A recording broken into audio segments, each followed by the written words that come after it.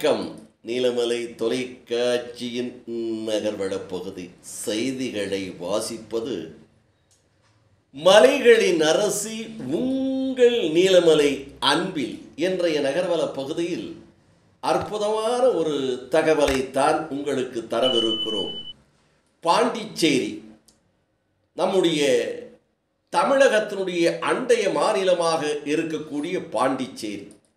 இந்த பாண்டிச்சேரியில் மின்சாரம் கட்டணம் உயரப்பட்டிருக்கிறது. மின்சார கட்டணம் கட்ட முடியாமல் மக்கள் அவதிப்பட்டு கொண்டிருக்கிறார்கள், தடுமாறிக் கொண்டிருக்கிறார்கள்.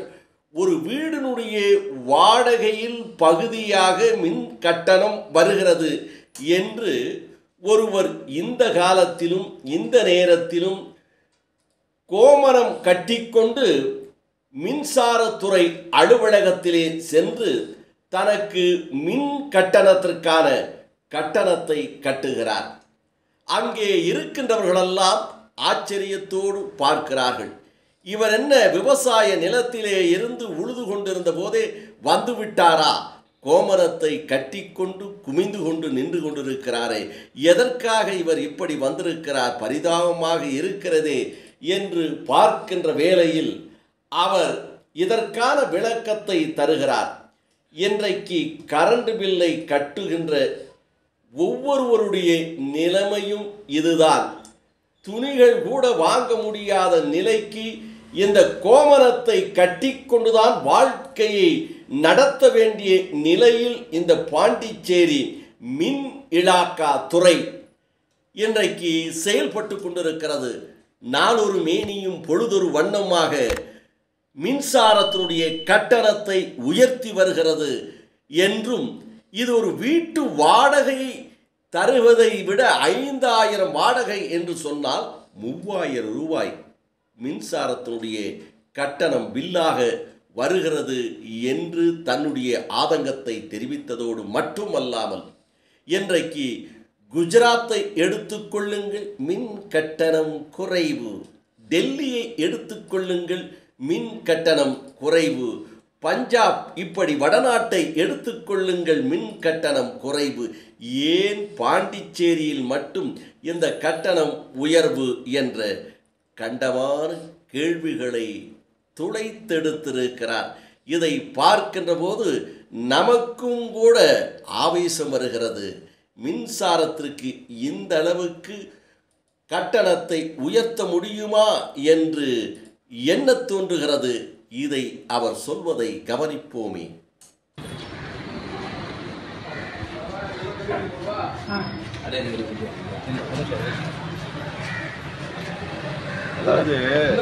என்ன பெரியவரா கோமலம் கட்டின்னு வந்துக்கிறீங்க?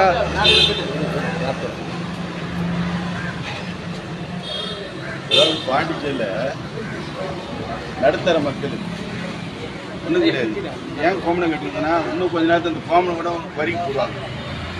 நடுத்தர மக்கள் எவ்வளோ அவசரப்படுறாங்க. குமரலோட கரண்ட் பில் வந்து கட்டுறாங்க. மேலும் மேலும் கரண்ட் பில்லு ஏறப்போகுது.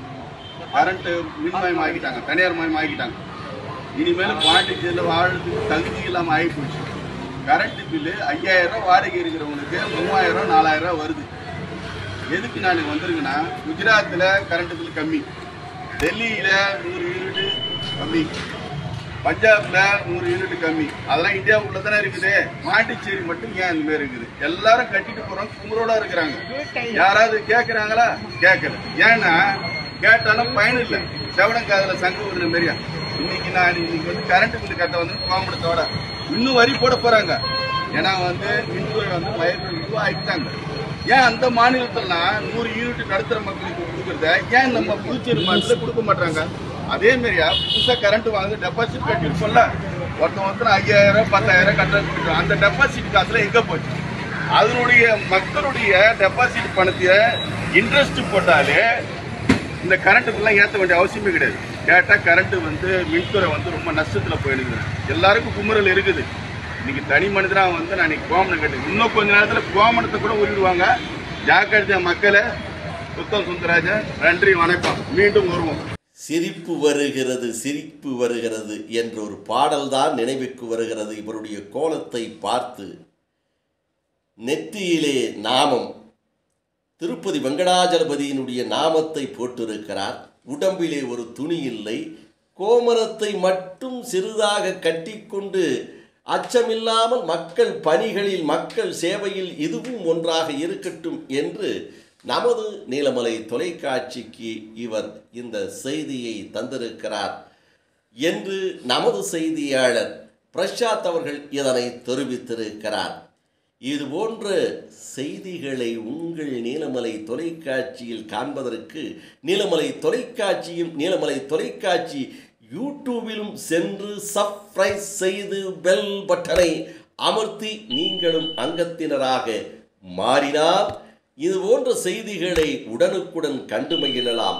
இதை போல நாங்கள் தருகின்ற இதுபோன்ற செய்திகளெல்லாம் சிறப்பாக இருக்கிறதா அல்லது மோசமாக இருக்கிறதா, இந்த செய்தி தேவைதானா என்பதை போல உங்களுடைய கருத்துக்களையும் எதிர்பார்ப்பது மலைகளின் அரசி நீலமலை.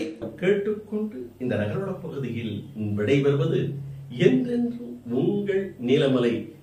அன்பில்